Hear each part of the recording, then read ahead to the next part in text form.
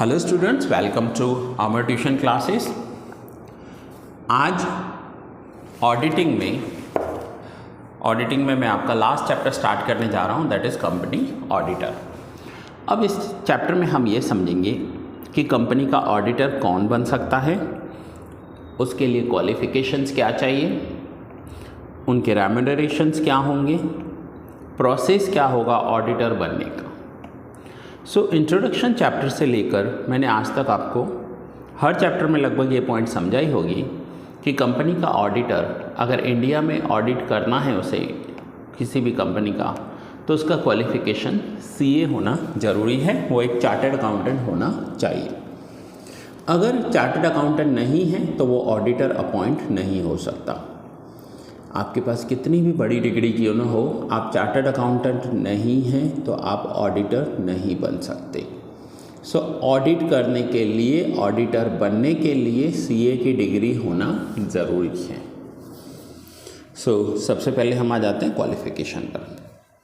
The qualification of an auditor who can undertake the audit of joint stock companies are laid down in section 141(1) and 2 of the Companies Act 2013, which are as under. First is chartered accountant. Companies act 2030 ये एक rule बनाया गया है, उसमें एक section है 141(1) and 2 जिसमें बताया गया है कि एक चार्टर्ड अकाउंटेंट ही एक ऑडिटर बन सकता है। A person who is a chartered accountant within the meaning of Chartered Accountant Act 1949 is qualified for appointment as an auditor of company. एक पर्सन जो चार्टर्ड अकाउंटेंट है और चार्टर्ड अकाउंटेंट के act 1949 के अकॉर्डिंग क्वालिफाइड है तो वो ही एक ऑडिटर बन सकता है। नेक्स्ट पॉइंट पे देखते हैं LLPs as auditor. Limited liability firm can be appointed as auditors of company, but only chartered accountant partners are authorized total and sign on behalf of them. किसी भी ऑडिट के ऊपर साइन करने के जो पावर्स हैं, जो अथॉरिटी हैं, वो सिर्फ एक सीए को दी गई है। इंडिया में आप कोई भी डिग्री ले लो, जब तक आप सीए नहीं हो तब तक आप एज एन ऑडिटर साइन नहीं कर सकते। कंपनी का ऑडिटर है तो वो सीए होना ज़रूरी है।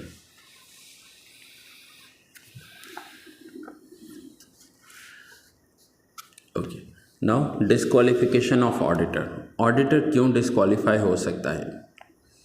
तो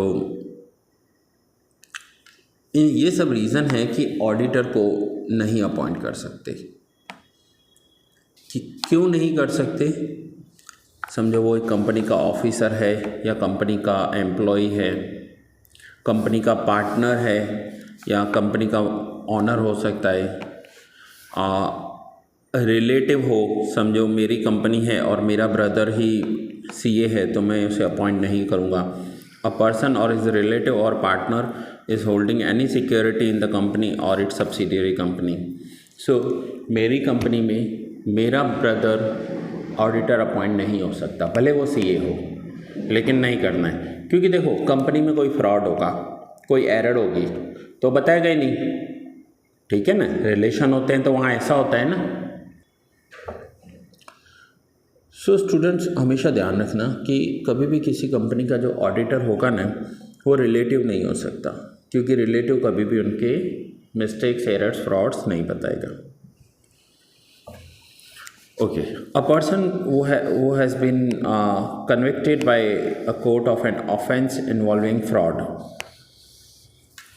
and a period of 10 years has not। अब किसी समझो कोई चार्टर्ड अकाउंटेंट है बट उसने कोई फ्रॉड किया है तो वो भी अब सीए नहीं, ऑडिटर नहीं बन सकता।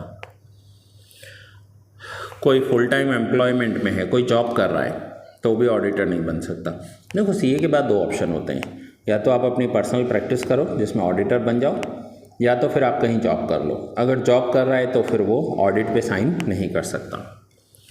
Any person whose appointment will result in the person being the creditor of more than 20 companies, more than 20 companies से ज़्यादा का ऑडिट नहीं कर सकते। तो ये कुछ रीजंस हैं जो डिस्क्वालीफाई करते हैं कि नहीं, हम भले वो सीए है बट वो नहीं बन सकता auditor. Appointment of an auditor, auditor का जो अपॉइंटमेंट होता है वो प्रॉपर रूल्स के थ्रू होता है। उसे अपॉइंटमेंट लेटर दिया जाता है किसी भी कंपनी में, उसकी सैलरी क्या होगी, उसके वर्किंग कंडीशंस क्या होंगे, उसे कितना टाइम अलॉट किया जाएगा, उसे पावर्स क्या होंगे, उसकी रेस्पॉन्सिबिलिटीज़ क्या होंगी, वो सब लिखा होता है। इवन आपको कोई जॉब भी मिलता है ना किसी भी गवर्नमेंट में या गवर्नमेंट ऑर्गेनाइजेशन में या फिर किसी प्राइवेट कंपनी में, तो अपॉइंटमेंट ऑर्डर मिलता है। उस ऑर्डर में लिखा होता है कि आपको सुबह 10 बजे आना है, शाम को 6 बजे तक काम करना है, आपकी सैलरी इतनी होगी, आपको छुट्टियां इतनी मिलेगी, आपके पावर्स इतने हैं, आपकी रेस्पॉन्सिबिलिटीज़ इतनी हैं, हर एक चीज़ वो लिखी होती है। तो ऑडिटर को जब अपॉइंट किया जाता है तो ऑडिटर में सारे पॉइंट्स लिखे होते हैं। कौन सा, जैसे first auditor, then appointment of an auditor, ये आप रीड ओनली कर देना सिर्फ, ठीक है। Reappointment of retiring auditor, retire हुए ऑडिटर को फिर से रीअपॉइंट करने के भी रूल्स हैं। Appointment by central government, government ने अपॉइंट किया है उसके भी रूल्स हैं। एक ऑडिटर को गवर्नमेंट भी अपॉइंट कर सकती है। समझो गवर्नमेंट को लग रहा है किसी कंपनी में कोई फ्रॉड चल रहा है, तो गवर्नमेंट उसे अपॉइंट करेगी एक ऑडिटर को और चेक करवाएगी। Appointment to fill the casual vacancy, appointment of auditor of government companies, government companies हैं जिसमें होल्डिंग गवर्नमेंट की है, जैसे ONGC है या ऐसी बहुत सारी कंपनीज हैं, रेलवे है, तो वहाँ पर ऑडिटर जो होता है वो गवर्नमेंट का होता है। रेलवे की कंपनी है IRCTC, ठीक है। Appointment bye a special resolution, special resolution के एक्ट में अगर कोई ऑडिट करवाना है, ऑडिट के भी अलग अलग टाइप्स होते हैं, तो स्पेशल रिजोल्यूशन के अकॉर्डिंग ऑडिट करवाना है, तो ये सब अपॉइंटमेंट के रूल्स हैं। ओके, यहाँ पर है removal of auditor. Removal of auditor means auditor को कंपनी से रिमूव करना हो तो उसके रूल्स क्या हैं। The auditor of company can be removed either first A before the expiry of his term और आफ्टर द एक्सपायरी। ऑडिटर का एक टर्म होता है, साल 2 साल, अगर वो टर्म पूरा हो गया तो उसे हटा देंगे, ठीक है। टर्म से पहले हटाना है तो रूल्स क्या हैं वो यहाँ पर कवर किए गए, ये एक बार आप रीड ऑनली कर लेना, ठीक है। और देखो ऑडिटर को रिमूव भी किया जा सकता है, रीअपॉइंट भी किया जा सकता है कि फर्स्ट 1 साल का टर्म पूरा हुआ, 1 साल का ही टर्म था, फिर रीअपॉइंट कर लिया, तो ये भी हो सकता है। ऑडिटर्स रेम्यूनरेशन, अब एक ऑडिटर को कितनी रेम्यूनरेशन मिलनी चाहिए। अब देखो CA एक बहुत टफ कोर्स होता है माना जाता है इंडिया में, क्योंकि उसका रिज़ल्ट बहुत कम आता है। ऐसे में अगर कोई ऑडिटर है जिसने CA क्लियर किया है, चार्टर्ड अकाउंटेंट है, तो उसे एक रीज़नेबल रेम्यूनरेशन या फ़ीस मिलनी चाहिए। ये कोई BCom की डिग्री नहीं है कि मैंने ऐसा देखा है कि BCom में कुछ BCom करने के बाद गवर्नमेंट जॉब में है या बैंक में जॉब कर रहे हैं, उनकी 30, 40, 50 हज़ार सैलरी है, और कुछ BCom किए हुए प्राइवेट फॉर्म्स में जॉब करते हैं जिनकी 10, 12, 15 हज़ार सैलरी है।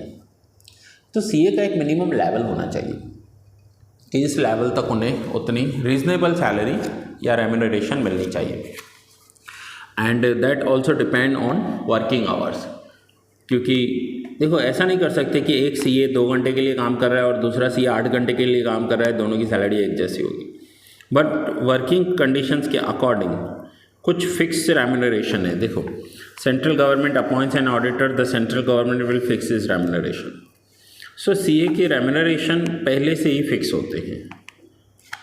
ओके, सो ये आप एक बार रीड ऑनली कर लेना। ओके, अब राइट्स ऑफ एन ऑडिटर, ये सबसे इम्पॉर्टेंट है, ये ध्यान से समझ। मैं यहाँ IM पे लिख देता हूँ, ध्यान से रीड करना है इसे। एक ऑडिटर के राइट्स क्या होते हैं। So access to book on accounts, वो पूरे के पूरे अकाउंट्स चेक कर सकता है, उसके पास एक्सेस होता है, यानी आज तो कंप्यूटराइज्ड हो गया सब कुछ, तो उसके पास पासवर्ड्स होंगे, ठीक है। Right to obtain information and explanation, अगर अकाउंट्स में उसे कोई भी प्रॉब्लम हुआ, पॉइंट नहीं समझ में आई, तो वो इन्फॉर्मेशन या एक्सप्लेनेशन ले सकता है अकाउंटेंट से। Right to attend general meeting, company अपनी जनरल मीटिंग करती है, एनुअल जनरल मीटिंग हो सकती है, क्वार्टरली हो सकती है, तो वहाँ पर CA अटेंड कर सकता है। एंड और क्या है, विजिट ब्रांचेस, अगर कंपनी के ब्रांचेस हैं तो CA विज़िट करेगा, वहाँ पर भी उसे रेम्यूनरेशन मिलनी चाहिए।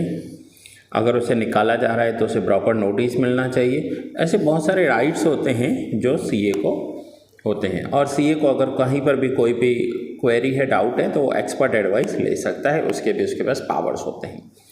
अब देखो यहाँ लिखा हुआ है राइट टू विजिट ब्रांच, तो ये सब अब आपको नीचे दिए हुए हैं, एक एक पॉइंट दिया हुआ है, एक एक पॉइंट दिया हुआ है, इसे आप रीड करोगे। अब समझो सीए ब्रांच पे विजिट कर रहा है, ठीक है, यहाँ लिखा हुआ है राइट टू विजिट ब्रांच। अब कंपनी की एक ब्रांच अहमदाबाद में है, दूसरी मुंबई में, तीसरी दिल्ली में, तो सीए ब्रांच पे विजिट करेगा तो कंपनी को बताएगा कि मुझे ब्रांच पे विजिट करना है, मुझे 2 दिन मुंबई जाना है, दिल्ली जाना है। कंपनी की तरफ से उसके टिकट्स बुक होंगे, चाहे वो ट्रेन के हो या फ्लाइट के हों। उसका रहने का जो एक्सपेंस होगा वो कंपनी बेयर करती है मोस्टली केसेस में, ठीक है। सो सीए के पास कुछ राइट्स होते हैं, कुछ लेवल तक एक्सपेंस करने के राइट्स भी उन्हें दिए जाते हैं। देन ऑडिटर्स लीव, ये आप एक बार रीड ऑनली कर लेना, मैं आरओ लिख देता हूँ, रीड ऑनली। अब सबसे इम्पॉर्टेंट है ड्यूटीज़ ऑफ एन ऑडिटर, ये आईएमपी है, ठीक है। ड्यूटीज़ में क्या क्या आता है, तो कुछ ड्यूटीज़ कंपनीज एक्ट में लिखी हुई है, गवर्नमेंट की डिसाइड की हुई ड्यूटीज़ हैं, वो तो उसे करनी है। उसके बाद कौन सी है, जुडिशियल डिसीजन। अगर कभी सीए ने खुद ने कोई फ्रॉड कर दिया तो उसके बाद वो केस कोर्ट में गया और पता चला कि सीए ने कुछ गलत किया है, तो जो भी जुडिशियल डिसीजन होगा उसे मानना पड़ेगा। एंड इवन आप कहीं पर भी जाओ, किसी भी कंट्री में जाओ, मैं अगर इंडिया की बात करूं तो हमारे भी रूल्स हैं, कोर्ट है, हाई कोर्ट है, सुप्रीम कोर्ट है, जिसे हम कॉन्स्टिट्यूट कहते हैं, हिंदी में इसे संविधान कहते हैं, भारत का संविधान। संविधान से ऊपर कुछ भी नहीं होता। अगर हाई कोर्ट ने कोई ऑर्डर दिया या सुप्रीम कोर्ट ने ऑर्डर दिया तो वो रूल्स के अकॉर्डिंग ऑर्डर देते हैं, तो संविधान सबसे ऊपर होगा। सो अगर कोई भी जुडिशियल डिसीजन आया तो उसे मानना होगा। Duties under the code of conduct.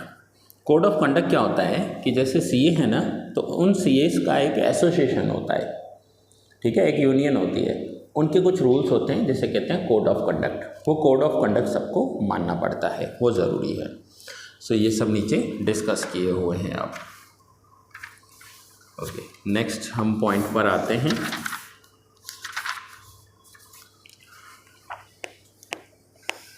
Auditing standards and national financial reporting authority. अब ऑडिटिंग स्टैंडर्ड्स, ऑडिट करने के कुछ स्टैंडर्ड्स होते हैं। कोई भी काम करते हैं ना तो उसके कुछ रूल्स होते हैं, उन रूल्स के अकॉर्डिंग वो काम करना होता है। जैसे आप ड्राइविंग भी करते हो तो इंडिया में ड्राइविंग के रूल्स हैं कि आपको लेफ्ट हैंड साइड जाना होता है, राइट हैंड साइड से सामने वाले ट्रैफिक आ रहा होता है। तो ये एक रूल्स हैं, स्टैंडर्ड्स हैं, सेट किए गए हैं। तो सीए में भी ऐसे बहुत सारी चीज़ें हैं, रूल्स होते हैं, स्टैंडर्ड्स होते हैं जो ICAI ने इशू किए हैं। ICAI का फुल फॉर्म होता है institute of chartered accountant of India. ये फुल फॉर्म है, लिख लीजिए क्योंकि हो सकता है ये एग्ज़ाम में भी आ जाए। Institute of chartered accountant of India, तो उसके स्टैंडर्ड्स जो इशू किए गए हैं उसके अकॉर्डिंग उस सीए को काम करना होता है। And auditors not render certain service. अब ऑडिटर होता है ना, वो कुछ सर्विसेज नहीं देगा। सो कौन कौन सी सर्विसेज नहीं देगा वो यहाँ दिया हुआ है। Accounting and book keeping, account करके नहीं देगा बट किए हुए अकाउंट को चेक करेगा, ठीक है। कोई फाइनेंशियल एडवाइज़र सीए नहीं देगा। इन्वेस्टमेंट बैंकिंग सर्विस नहीं देगा। कंपनी के पास एक्स्ट्रा फंड्स हैं तो वो कहाँ इन्वेस्ट करने चाहिए, ये सीए का काम नहीं है, ये कंपनी का काम है, ये मैनेजमेंट का काम है। मैनेजमेंट के डिसीजन में सीए कभी भी कोई डिसीजन नहीं देगा, ठीक है। कंपनी के कोई आउटसाइड फाइनेंशियल सर्विसेज नहीं देगा। कंपनी को कभी लोन नहीं देगा। समझो सीए के ही पैसे कंपनी में लगे हुए हैं, वो शेयर होल्डर है तो वो नहीं कर सकता। सो ऐसी कुछ चीज़ें हैं जो सीए नहीं कर सकता, तो वो यहाँ पर दी हुई है। पॉइंट 11 होगा। अब पॉइंट 12 है पनिशमेंट फॉर नॉन कंप्लायंस। अब अगर सीए ने कुछ गलत किया तो पनिशमेंट क्या है वो हम देखेंगे, ठीक है। Under section 147 of the Companies Act 2013 डिफाइंस और prescribe following punishment for contravention और नॉन कंप्लायंसेस।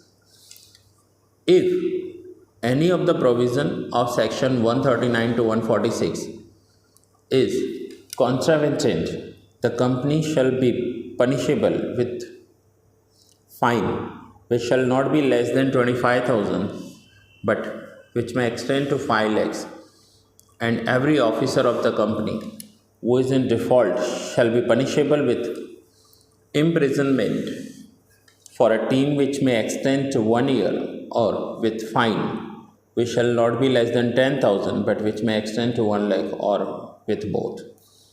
अब यहाँ पर है ना कुछ रूल्स लिखे हुए हैं, कुछ फाइन्स हैं, 25 से कम नहीं होने चाहिए, 5 लाख तक हो सकते हैं, या 10,000 से कम नहीं होने चाहिए, 1 लाख तक हो सकते हैं, उन्हें इम्प्रिजनमेंट भी हो सकती है। तो ये कुछ रूल्स हैं। अगर किसी ने कुछ गलत किया तो उसका लेवल होता है कि कितना गलत किया है। समझो ऐसे ऐसे पास्ट में सीए आए हैं जिन्हें सज़ा हो गई, जेल की सज़ा हो गई, उन्हें जेल भेजा गया और साथ में उनकी सीए की डिग्री भी छीन ली गई।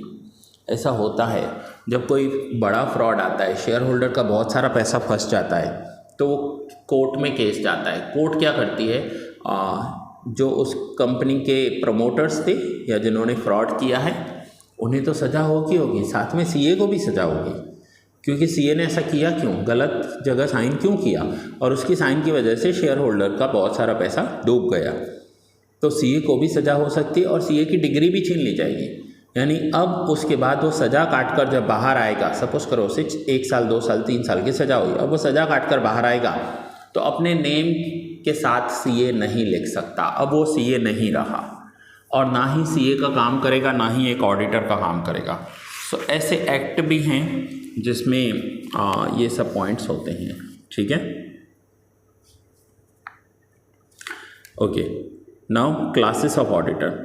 द ऑडिटर वो audits the accounts of branch of the company is known as branch auditor. अब सिर्फ एक ब्रांच के लिए ऑडिटर को अपॉइंट किया जाता है तो उस ऑडिटर को ब्रांच ऑडिटर कहते हैं। और ब्रांच ऑडिटर के लिए क्या है तो ये आप रीड कर लेना कि उसकी ड्यूटीज़ क्या आती हैं, उसकी रेस्पॉन्सिबिलिटीज़ क्या होंगी।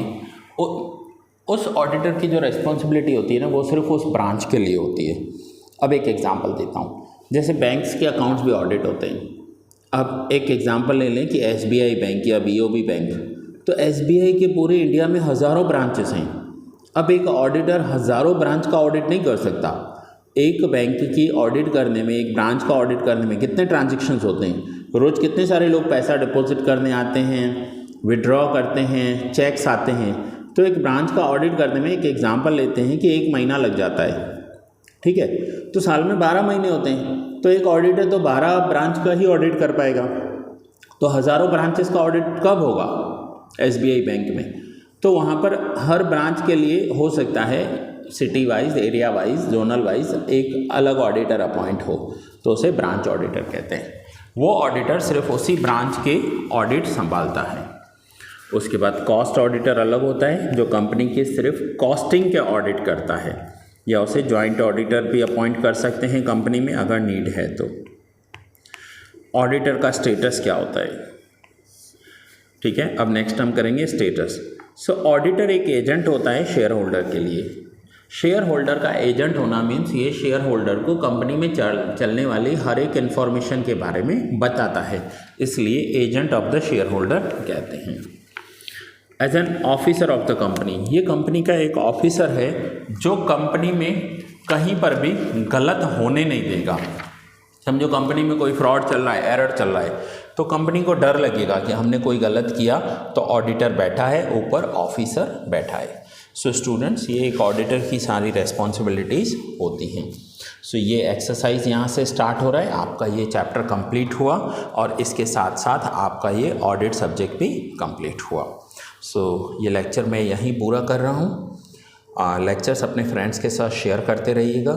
मेरे बहुत सारे लेक्चर्स प्ले लिस्ट में पड़े हैं, वो भी देखिएगा। चलिए, सो मिलते हैं नेक्स्ट लेक्चर में किसी नए सब्जेक्ट के साथ, किसी नए चैप्टर के साथ या किसी नए सम के साथ। ये आपका ऑडिट कोर्स यहाँ पर पूरा हुआ। Thanks for watching.